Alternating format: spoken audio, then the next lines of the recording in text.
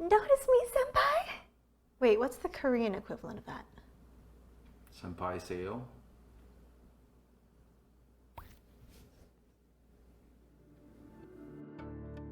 Dried radish kimchi.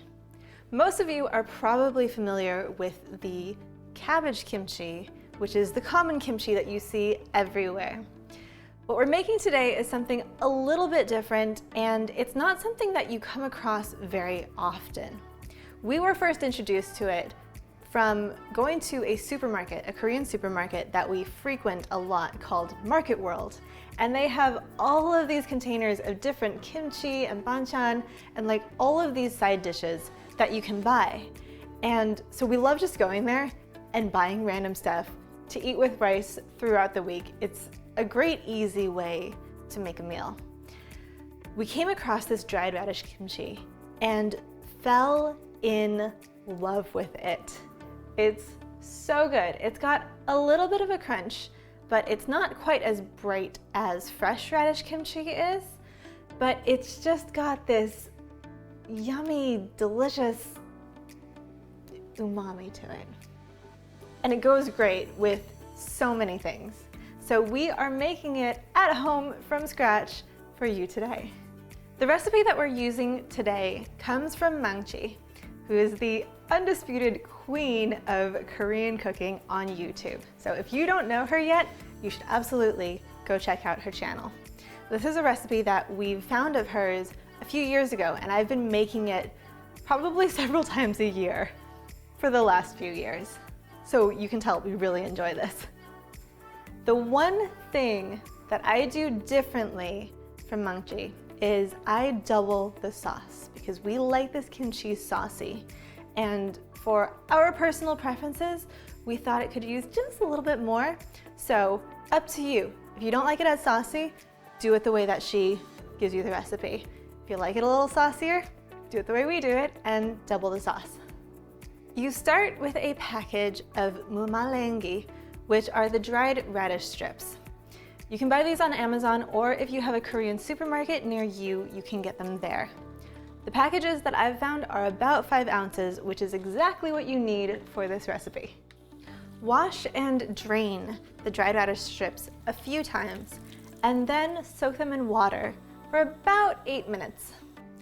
Once they're done soaking, drain them, squeeze out the water, and then saute them in a little bit of vegetable oil for about a minute. You want to dry them out just a bit. Next, we're going to make the sauce. Keep in mind, I'm doubling the sauce. You start with garlic, a bunch of garlic. And as always, we're using the frozen pre-minced garlic that we always use, but you can totally use fresh garlic for this. Next, we are going to slice about 4 green onions. We used some from our garden, but you know, store-bought, totally fine. Next, we're going to add in a bunch of gochugaru, which are those red pepper flakes that we've seen before, and I will leave a link to those in the description below. But these are the Korean red pepper flakes that we used last time when we made the cucumber kimchi. After that, add in some toasted sesame seeds. I'm using black sesame, but you can totally use the white sesame seeds as well. So whichever you prefer, whichever you happen to have on hand. After that, it's time for fish sauce. Yay! You know he's always excited about his fish sauce. Yay! Lastly, you're going to add in some rice syrup. This is a bit of a specialty ingredient, but if you have a Korean supermarket near you, they should carry it, or you can probably find it online. This will add some sweetness to the dish, which if you can't find it, you can probably use honey or agave, but I would use a little bit less than what is called for if you're going to substitute the sweetener. Pretty much add a little bit at a time and see how it tastes. Mix all of that together, and that is your sauce for your kimchi. Very last thing, all you gotta do is mix in the dried radish strips.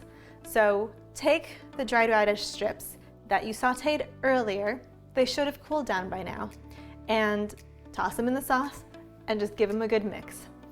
If you're smart, you would probably use a glove. But I'm lazy and I didn't use a glove. And my hands will now smell like garlic, but it's okay because I'm used to it. But you'll probably want to use a glove. And now your dried radish kimchi is ready to eat. You can eat it with K-barbecue, you can have it with rice, you can have it with breakfast with a bit of egg, or you can do what we will show you in the next video, which is one of our favorite ways to eat it. So you can stay tuned to see how that goes.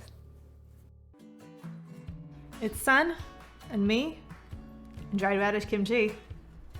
It's tasting time. If I do it really slowly, it works. Got it. You got it. It works. It works. Yes, let's taste this. Are you Allison. ready to I'm taste? ready. I've been waiting for this. No, I'm good. Eat this, so Allison. spicy. I know. That's why I'm going to feed it to you first. This is dry radish. This is dried kimchi. radish kimchi. We're tasting it. It's been a while. And it's got a good amount. You haven't made gochujara. this in a while. It's been a while. Looking forward to taste. Eat it, Allison. You can do it. You can do it. You can do it. It is very spicy though. Typically, because you double the sauce also, so that's why it's kind of dark and very, very rich in flavor. And that's what I'm into. I'm into so good. All right. Delicious. It's very spicy. It is spicy. Ah, You're making me laugh. It gets up my nose. It's Good. worse. serves you right.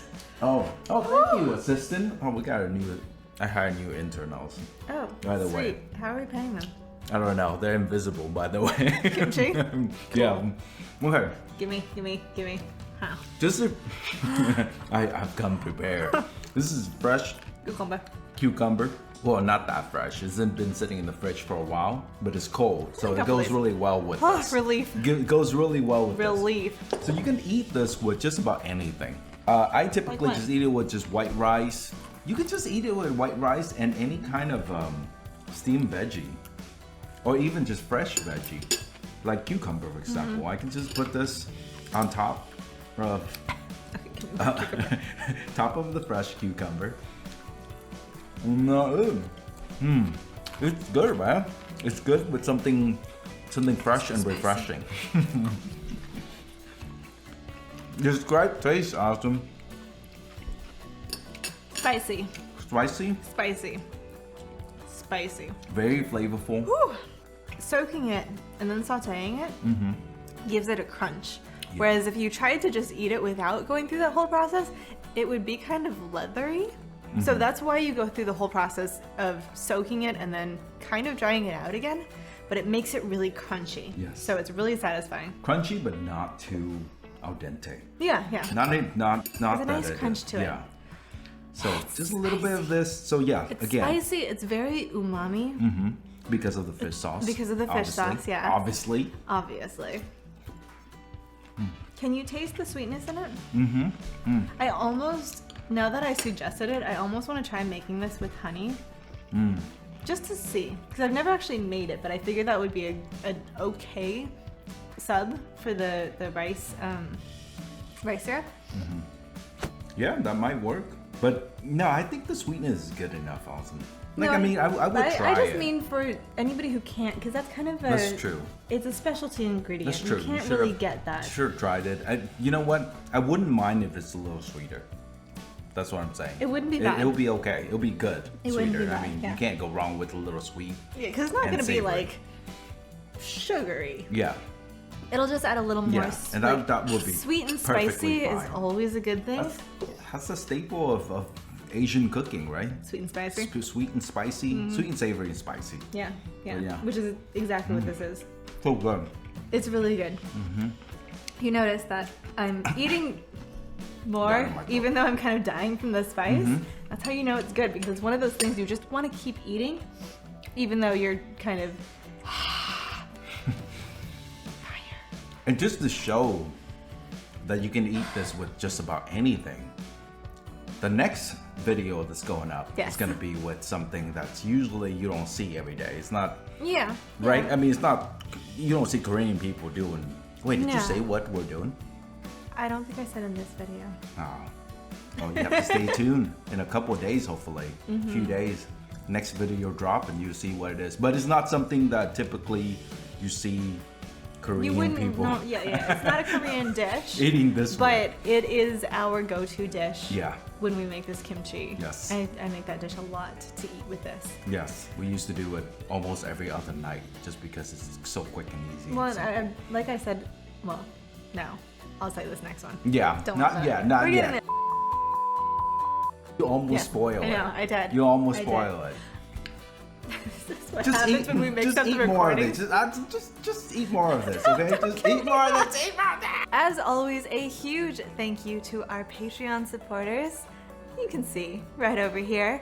If you would like to help support our channel and help us make more food videos, you can become a patron as well. Just go to patreon.com/sushiday and you can subscribe at any level you would like. If you are not yet subscribed to our channel, you can hit that sub button right up there and like this video because it does help our little channel grow.